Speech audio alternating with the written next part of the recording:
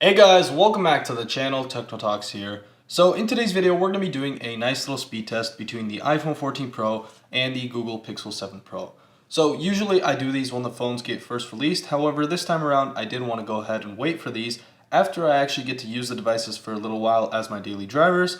And that's mainly so I can see if there is a drop in performance after a while of using these. And I also did want to wait for the software updates for both of these devices so they could become completely stable when I'm actually doing these tests. So starting off the iPhone 14 Pro, for the tech specs, we do have the Apple A16 Bionic chipset, which is fabulous with 6 gigabytes of RAM. And then on the Pixel 7 Pro, we do get the Google Tensor G2 chipset with 12 gigabytes of RAM. So obviously, the Pixel 7 Pro does have double the RAM compared to the iPhone 14 Pro, but we'll have to actually go out and see if that does help it a lot more compared to the 14 Pro in our RAM management test. So usually with these tests, I do go ahead and start off with a boot up test. They don't really show much, however, I still do want to compare them. And then after that, we're going to go ahead and open up some apps. And once we're done with that, we'll go ahead and open those apps again just to see the RAM management. And in the end, I go ahead and do a Geekbench 5 or a Geekbench 6 now CPU benchmark to see which one actually performs better. So without further ado, let's go ahead and begin. Starting off the boot up test for both these devices. Again, let's start in 3, 2, 1. And wait up for these devices. So they are both powering on right now. As we can see, my iPhone is a little bit scratched up. I'm not really sure if the camera is picking that up, but the Pixel 7 Pro is still in basically pristine condition. Looks fairly nice. The Pixel 7 Pro did power on first, and I am waiting on the iPhone 14 Pro, and here is the iPhone 14 Pro. So both these devices do power on pretty fast. And again, as I said, this doesn't really show much, but some people do want to see this, so I do go ahead and include that in my videos. So let me go ahead and open up both these phones, and then let's go ahead and get onto the apps screen. Both the phones are ready now. I do have all the apps open right here. As you can see, we have our stock apps for our first row, and then we do have 2 social media apps, and then we have a couple more apps, including Groupon, ESPN, Amazon, eBay, YouTube, and then we also do have some games. And in the end, we do have our Geekbench 6 app, which is where we're going to be doing our CPU benchmark. So without further ado, let's go ahead and start. So I do have everything closed, as you can see right here. So let's go ahead and begin with our stock apps. Starting off with calculator in 3, 2, 1. Seems like the iPhone was first. And again, if I do get any of these wrong, I am sorry about that. Just go ahead and let me know in the comments down below. Just tell me which one I was wrong at, and then we'll just go ahead and fix that up. Moving on to calendar in 3, 2, 1. And that does seem like the iPhone, and it did take a little while for the Pixel to actually take in the click that it did. And then clock, seems like the iPhone again. And this can be due to the animations as well. So not everything is based on speed. If we do go onto our camera, that was the iPhone for opening up the camera first. Moving on to Instagram. And that does seem like the Pixel 7 Pro did load in the feed. Twitter. And that seems like the iPhone. Groupon. Again, seems like the Pixel 7 Pro. ESPN. And that seems like, let's see, that was very similar. I'm not exactly sure. So we'll just give that a tie. Amazon. Alright, we are getting a Prime Day ad right here. So I am actually going to go ahead and restart this one because it was not same for both of them. Amazon again. And it does seem like the iPhone actually took this. The Pixel is still loading in something. And yeah, so that was the iPhone. eBay. That's going to go to the iPhone. YouTube.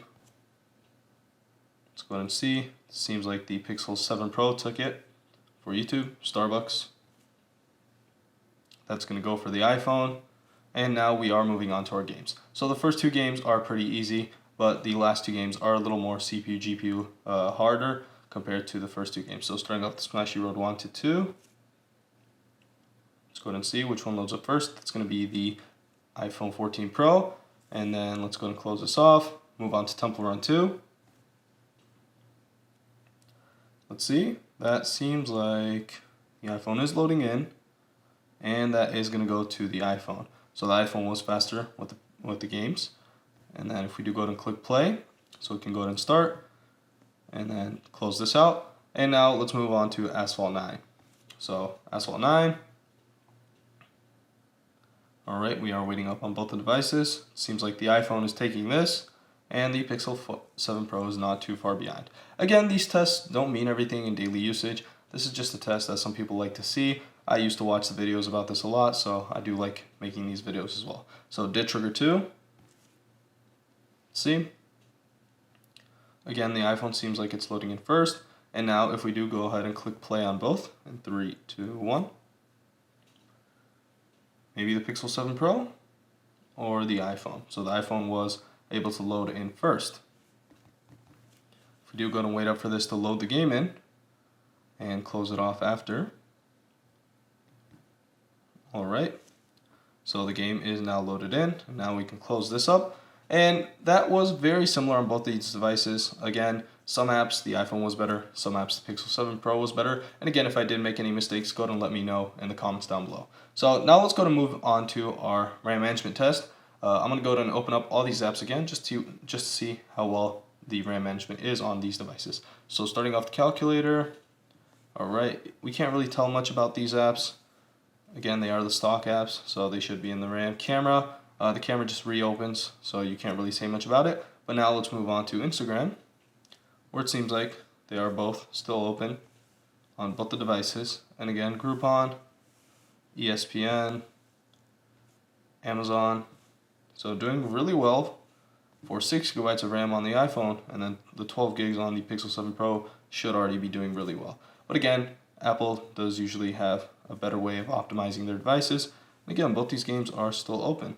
So no issues with the games.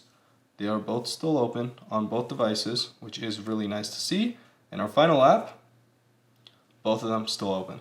So this was a tie. All the apps were open on both these devices.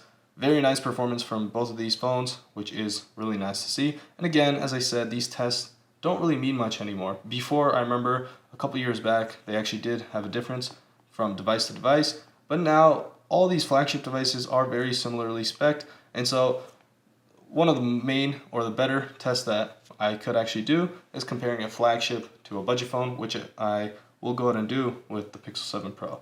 So, very nice performance from both these devices. But now let's actually go ahead and move on to Geekbench 6. I did close up all the background apps just to see for this test.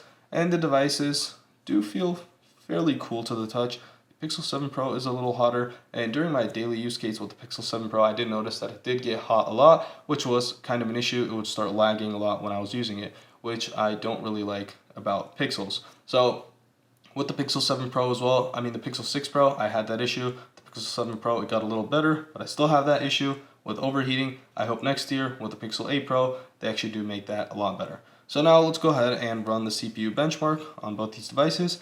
And while this is going on, I'll go ahead and pause the video, wait for this to finish up, and I will get back to y'all to go ahead and wrap up the video. Finally, both the tests have completed, and here are the results.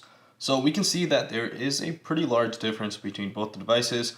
Looking at the Pixel 7 Pro, we can see for the single core, we are getting 1400, and for the iPhone 14 Pro, we are getting 2500, which is a pretty large difference. And then on the multi-core, we can see that we do get 3200 for the Pixel 7 Pro and 6400 for the iPhone 14 Pro. So again, a very large difference between both the devices with their benchmark results.